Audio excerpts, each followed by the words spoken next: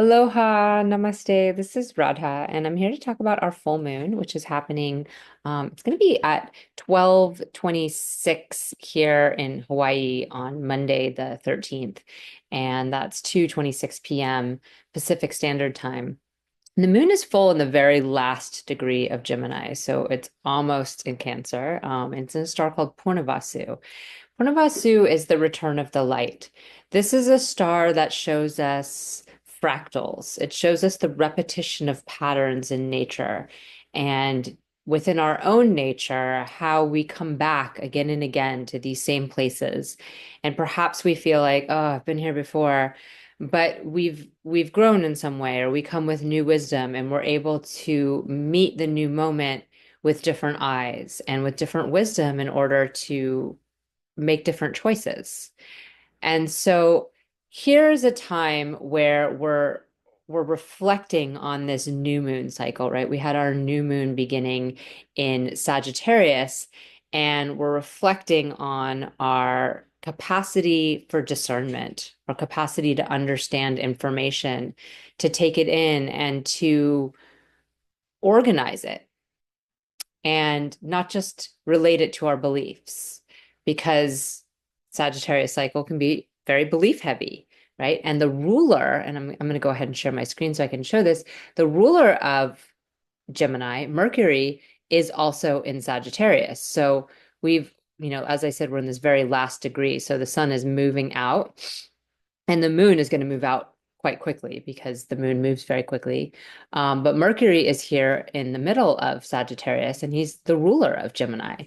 So we can see that our discernment has even been coming from more of a belief-centric place, what we are inclined to think is true, what we have built our foundation of truth upon. And as I spoke about in that new moon video, sometimes there's a lot of uprooting to do here because we don't always understand our beliefs. We often understand what we subscribe to in the outer world, but we rarely understand all the beliefs that are intertwined in that come from our childhood, our experiences, maybe traumas that we've had, and the different things we've been told, whether overtly or whether subliminally through the different exposures to media, stories, the news, and you know even fictional stories and things like that, and how that affects our perspective and how we receive all the new information that comes into our world. So this is a very interesting moment as we kind of precipice out of our Gemini Sagittarius range and move into the Cancer Capricorn one, but yet we're still here. So this culmination is happening, and particularly because the ruler is so solidly still in Sagittarius, we can still see how important it is to reflect on both. We need to be able to make meaning of what information we gather, but we also need to not have the information we gather rely solely on what we already believe and what we already think is true. And that's something that happens often. The star, Purnavasu, is ruled by Aditi, who's the universal mother, and she's the mother of the Adityas. And these solar deities, many of them actually have their own nakshatras.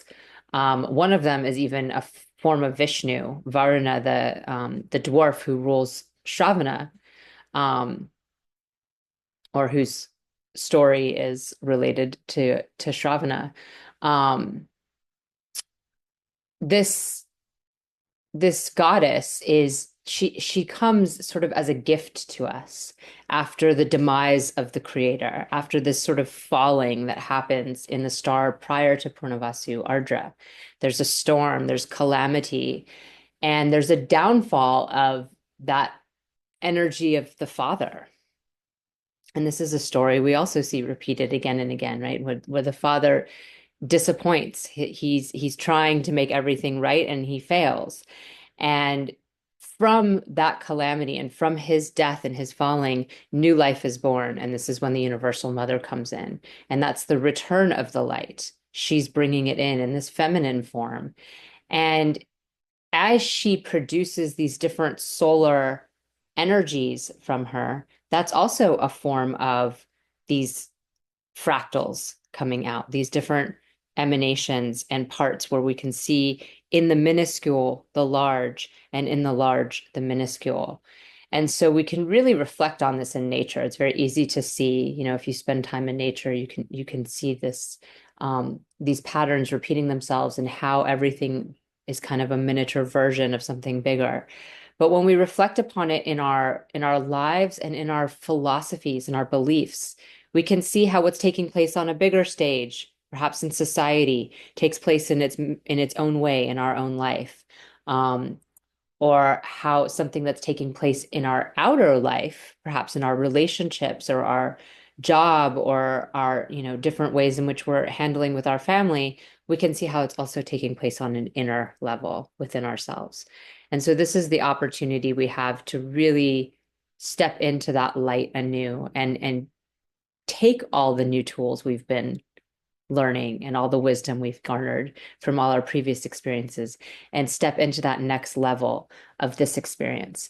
And you can see as the moon, like I said, is moving directly into Cancer. This is just an hour later. That was 12:26 p.m. Hawaii time. Now it's 1:26 p.m. on the 13th, and the moon's already in Cancer. And look where Mars is retrograding into Punarvasu at 2:51. So the two are going to be colliding not too much later than this. We're going to see as soon as 4 o'clock, 4:30, moving into the evening here in Hawaii, and of course it'll already be evening in Pacific time. We have Moon and Mars conjunct. So this is the moon sign of Cancer, and this is Mars' sign where he's most challenged. But of course, he's been here for a while and he's retrograde. So we've had some time with this kind of building up our resentments and the places where we might feel some anger or a desire to show our anger, but trouble and struggle actually discerning what we're mad about and what we feel sad about.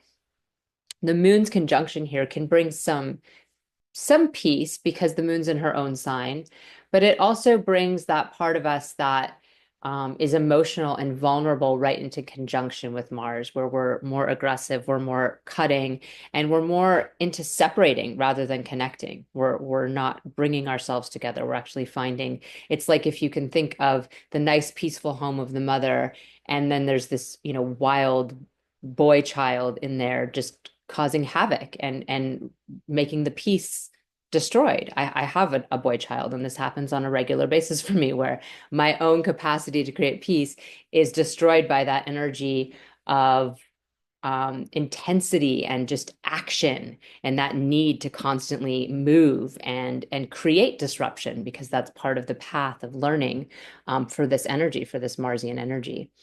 And then you can see even by this time, the sun is here. So this is just a little bit later in the day, and the sun has crossed on Uttarashada into Capricorn. So we're just left with Mercury here in Sagittarius, reminding us that our discernment is not necessarily yet on point, that we're still working with a lot of confirmation bias.